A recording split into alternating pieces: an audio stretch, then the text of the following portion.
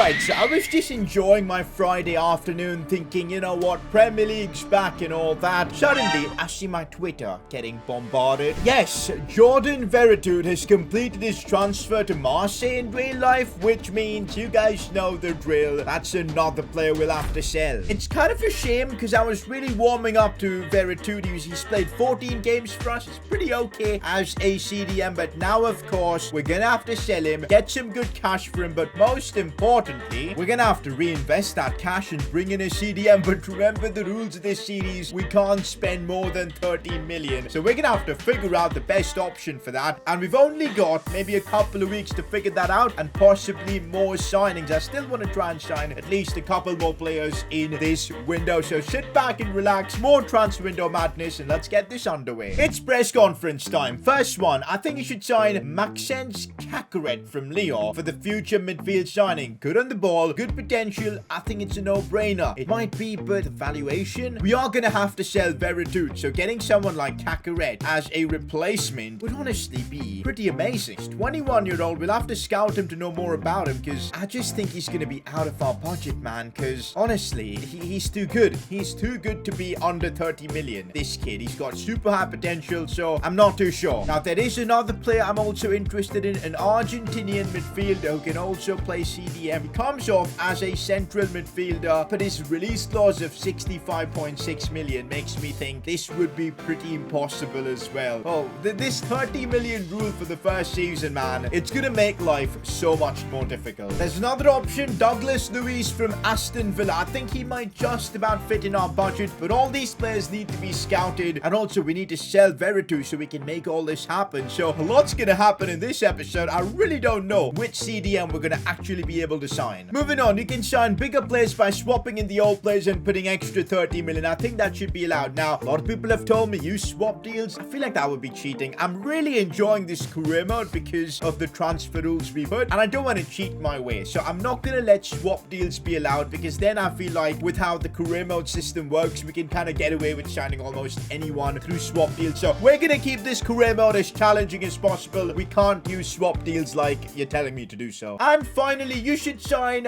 Michael Olise as a backup cam. I've used him myself and he became 93 rated. Whoa. I like the idea of signing a backup cam because we are very dependent on, of course, Paulo Dybala in that position. From Crystal Palace, Michael Olise, Frenchman. I like that idea, man. I think he will definitely be under 30 million and it's probably the right time to sign a player like him. So we've put a lot of players on scouting projects. Let's see how things go. Remember, we are fighting against the clock. Only a couple of weeks to figure all this out. Meanwhile, played of the episode, I think we're going to give it to Paulo Dybala for this one, the assist king of the last episode. By the way, guys, about Veretout, he's joining Marseille in real life, but look at this. Last episode, towards the end, we straight up got an offer for him from Wolves, and I think I might accept it. In real life, of course, he's leaving for Marseille. I think we should just be allowed to sell him wherever an offer comes from. 21.3 million seems pretty darn reasonable as well. Let's take the money and start working on bringing in someone else for that CDM position. He's leaving in real life. We're gonna have to make it happen as well in this career mode. Bro, we are having an insane season of signings. We can't sign big players, so we're signing a lot of under 30 million valued players. Already in this window, we signed Belotti, we signed Madueke, and I'm so keen to use him in this one. We didn't really get to see what he's all about in that last episode. Oh, look at that. A bit of good news. Madueke's position can now be changed, and that's perfect. I want him as a right winger. We have him as a right winger,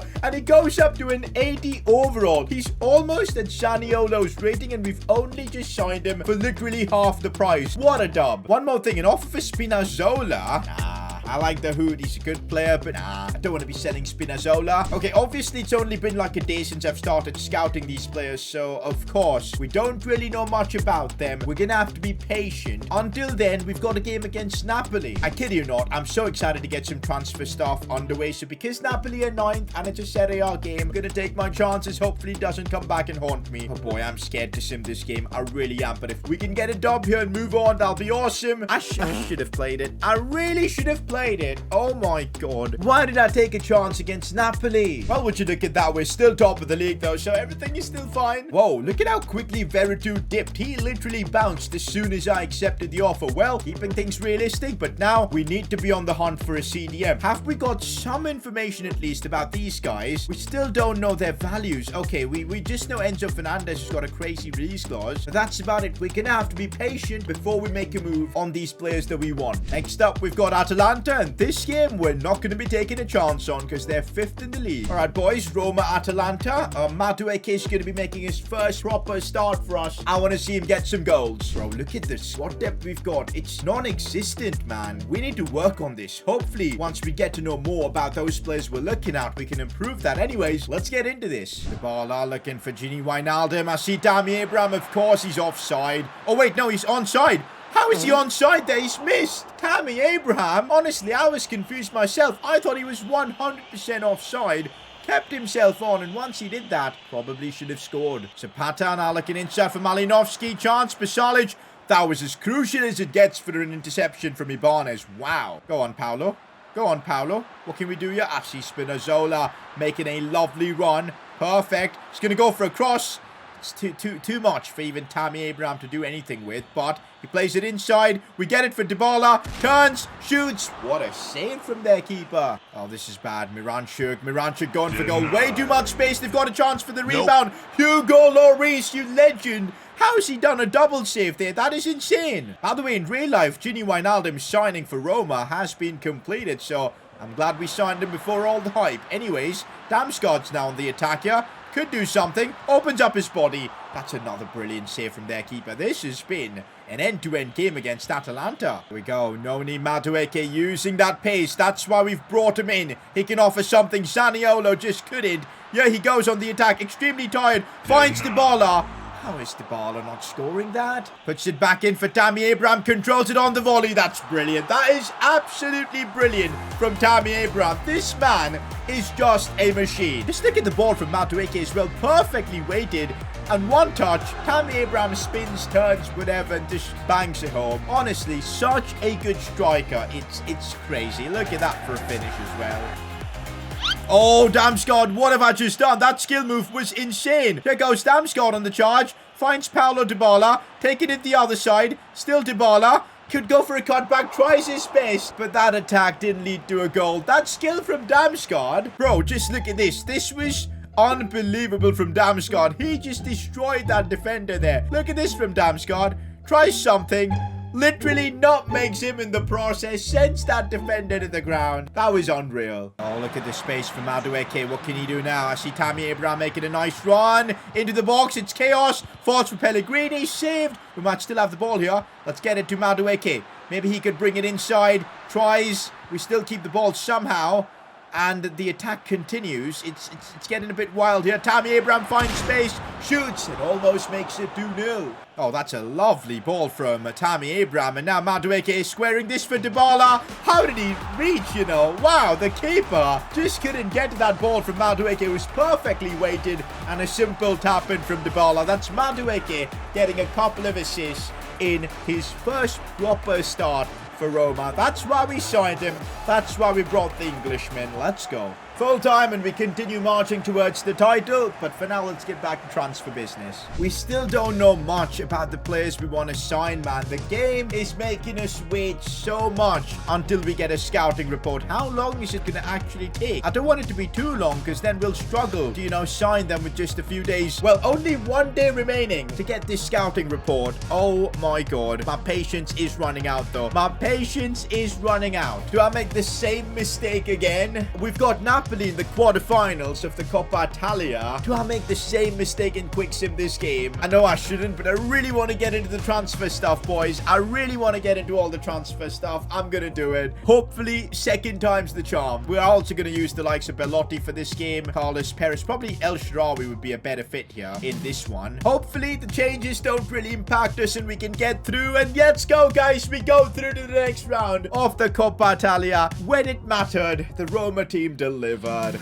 That's a relief. Oh my god, this is not going to be possible. Kakarot is valued at 29.5 million. The only way we can do this is somehow if they agree at 30 million. We're going to have to try so hard to make this happen. I'm going to put in 26 million as my first offer. Sell on clause directly 25% and see what they're saying. If I want to sign Kakarot who's 80 rated, we're going to have to pull off a madness, but I just don't think it's possible. Bringing it down to say 36 million and let's see what happens. Nope, they just want 46. This is not happening, boys. This is not happening. Unfortunately, Kakarot this season is out of our budget. Then comes Enzo Fernandez, who is also 78 rated, 21 years old, but valued above 31 million. I'm sure we can't afford him either. This is really bad. Let's just chuck in a 27 million offer and just see what they say. They want 48 million for a 78 rated player. The market is crazy. This is bad. This is real bad. Let's just offer the maximum we can, 30 million. They're willing to come down to 39, but it's 9 million over the board. We can't afford it. Well, we're gonna have to look at our last option right now, which is none other than Douglas Luiz. Surely this might happen. Whoa, we might have to offer between 20 million and 20 million to have a chance at this deal. What? We can make this happen. For some reason, they're willing to sell him easy. He's 23. I know he's only 77 rated, but trust me, as Wijnaldum gets worse, Douglas Luiz will get better, I feel, and he will make that spot his own. I know he's got great potential. I like the idea of this, getting a Brazilian in that CDM role. Douglas Luiz is probably the only one we can afford. Might be a bit on the low rated side, but a Brazilian CDM can't go wrong. 20 million's gonna be my offer, and 20 million works. We're signing him from Aston Villa. This is good business, I feel. I feel this is very good business. Of course, he would like a crucial squad role. I think I could have gotten away by giving him important or rotation. I don't know why I gave him crucial. Oh my god. Yeah, players are going to be unhappy, man,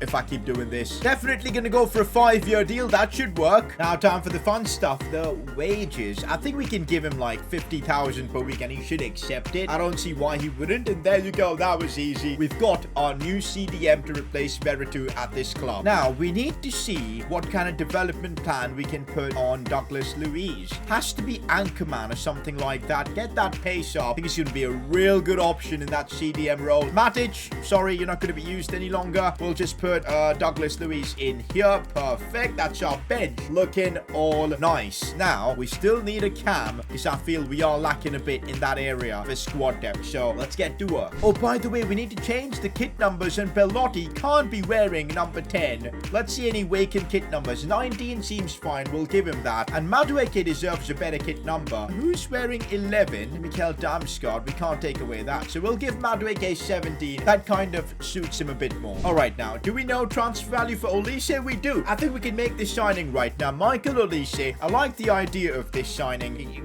We should be able to get him under 30 million. A good option on the bench for that camp spot. I don't think we're going wrong with this at all. A player I've never used on career mode before. This seems like a really fun transfer. Let's go in with 17 million and see what they say. 19.3 million, 21% release clause works for me. Not release clause, sell-on clause. Works for me. Let's get this transfer done. This is going to be, what, our 4th transfer of this window. In this series, we're not going heavy on a single player, but we are signing multiple players and just building a really fun and unique squad in a completely different way. We'll give him, of course, a sporadic role. Will he accept that? He wants rotation, which is nice. He'll be back up for Paulo Dybala. Let's chuck him on a 5-year deal as well. And let's get him on like 40,000 per week. I think it's a good contract he accepts. And we've signed 2 Premier League players in the same episode and 2 really good ones. Actually don't know Olise's overall. He's 76 rated, so he does get on the bench over Carlos Perez. Nice. I think with that, finally, I'm done with my transfers for this season. I think we've done a good job in signing the players we want. How many have we signed this season? 1, 2, 3, 4, 5, 6, 7, 8, 9. We've signed 9 players into our team this season. That is actually insane. We've been busy. Let's just put it that way. Meanwhile, we now have a first versus second battle against Inter. We win, we stay top of the league. If not, Inter go top. I certainly want to see new signing Douglas Luiz in action. Also, looks like Madueke is absolutely exhausted for this one against Inter, so I might have to play Carlos Perez for this one. We'll bring on Madueke, I guess, in the second half. Or maybe, for this game, I could do this. Play Dybala out wide and see what Olise is all about and give our 2 new signings their debut. Fun. We'll do that for this one against Inter. A bit of a different team, but I think we should be good. Also, I think I want to wear my home kit for this one, you know. Let's do it. All right, well, transfer window special. Now we're getting a first versus second in Serie A. This game's going to be nutty. Okay, who is that guy in the middle? Douglas Luiz has got a very silvery hairstyle on FIFA. Okay, now. But here he is on the ball. Our new number 14. Well, he's trying to be a CDM, but instead he's attacking and crossing the ball like a winger. What's happening here? Okay, Mancini just took out Lautaro there, and it was a proper challenge. Wow. Lautaro Martinez. Good stuff from Mancini, but so far, it's been Inter looking like the better team. They really want to go back to being top of the league. Lautaro, Barella, out wide for Fede Valverde. Inter have been spending the monies. But Damsgaard doing a bit of good defensive work to help us get out of there. Pellegrini wanting to make a nice run, does so successfully. What can he do from here? Tries to get the ball back in, but just didn't work. I wouldn't mind a goal from a set piece, and Tammy Abraham's header. He gets another chance at it. How do we not take the lead there? We get a penalty. A penalty for what? I don't even know. I think somebody handled the ball, or somebody had a slight push. Koke is complaining. What did he do there? Let's take a look. He cleared the ball. Oh my god. Somebody cleared the ball right onto Koke. That is such a silly penalty. But do we care? Absolutely not. You know what I'm going to do? I have not tried a Panenka penalty this year. And I've pulled it off, guys. Oh my god. We've done a Panenka penalty on Inter. And we take the lead against them. You'll love to see that. Honestly, we win this game. We'll be in such a comfortable spot to win the Serie A. I'm not even kidding. There's Douglas Luiz. I'm already really enjoying using Douglas Luiz. Olise, they just feel such good technical players. That's a lovely ball for Dybala. Stops it. Brings it inside. Tammy Abraham on the volley first time. That would have been a phenomenal goal. But cleared away. Olise, again, just commanding in that midfield, man. Honestly, loving using him right now. As he spreads the ball out wide for Paulo Dybala. On this right side. Looks for Chelik. Could play this ball in, maybe. Smart ball for Tammy Abraham, who tries to bring it inside. Again, they cleared it away. But so far, Inter just can't get near us. Brozovic. Good ball out wide. Fede Valverde. Looking inside. Spinazzola does really well. Fede Valverde is looking to do something. But that's why we've signed Douglas Luiz, to stop all of those kind of incursions. But, well, they still get through. That's not the Douglas Luiz we paid for. They might score. Mancini saves. Lautaro has a chance. Chelik with the block. They still have a chance. Hugo Lloris is otherworldly. What a keeper. Oh, this is bad. Lukaku with the chance. That might go in. That might go in. We cleared it away. But Lukaku and the rebound gets it. I thought we were going to get away with that because it was looking a bit chaotic. But nope, we weren't. Lukaku gets his goal, and well, Inter are back in this. To be honest, I can't even complain. They deserve it. We were leading this game because of a very controversial goal. Oh, Lukaku is so annoying to deal with. Cutback, and they make it 2-1. Romelu Lukaku created that goal all on his own. It was superb. Fair enough, Inter. They're turning this game around in the second half. I think we need some changes. As good as Olise has been, I think we need Madueke and Dybala back in a central role. So, a big change for the remainder of this game. Let's hope it works. Uh-oh, this is bad. Koke cut back inside. Damsgaard does well. Barella has a chance to somehow avoid conceding. There 20 minutes pretty much left in this game.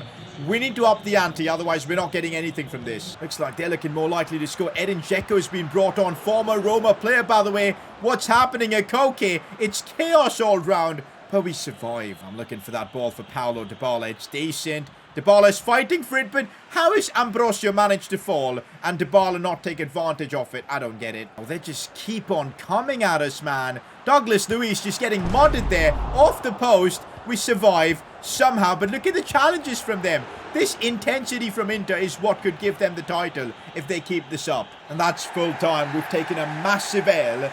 And, you know, the result is not what I'm worried about. Pellegrini.